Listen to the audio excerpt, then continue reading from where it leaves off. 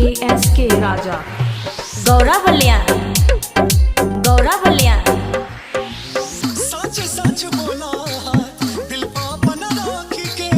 बारू तू सुकून से कर हमरा से बांट के सच सच बोला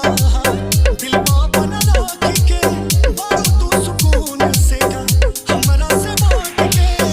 जिया हो हरावे लगिना चांद जब देखे लुए जान बदरा में तक याद हमरे आवे चांद जब देखे लुए जान बदरा में याद हमरे आवे अभिषेक ASK राजा अभिषेक ASK राजा गौरा बलिया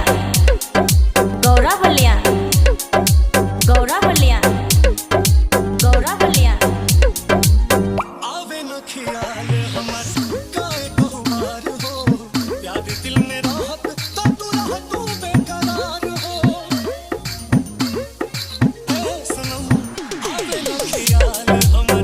काहे बहुमार हो याद दिल में राहत तो तू रह तू बेकरार हो तू रह तू बेकरार हो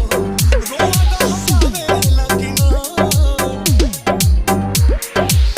चांद जब देखे लुए जान बदरा में याद हमरे आवे लगिना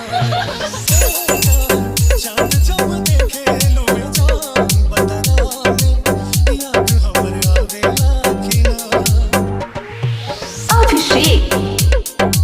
ASK राजा अभिषेक ASK राजा गौरा बलिया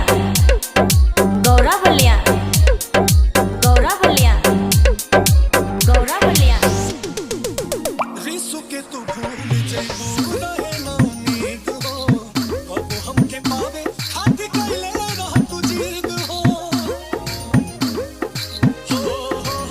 भूल जइबू अमित के तू रहे ना उम्मीद हो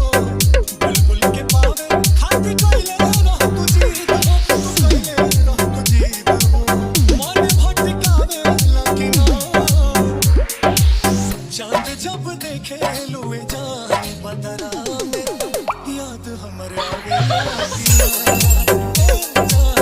चांद जब देखे लुए जान बदरा में याद हमरे आवे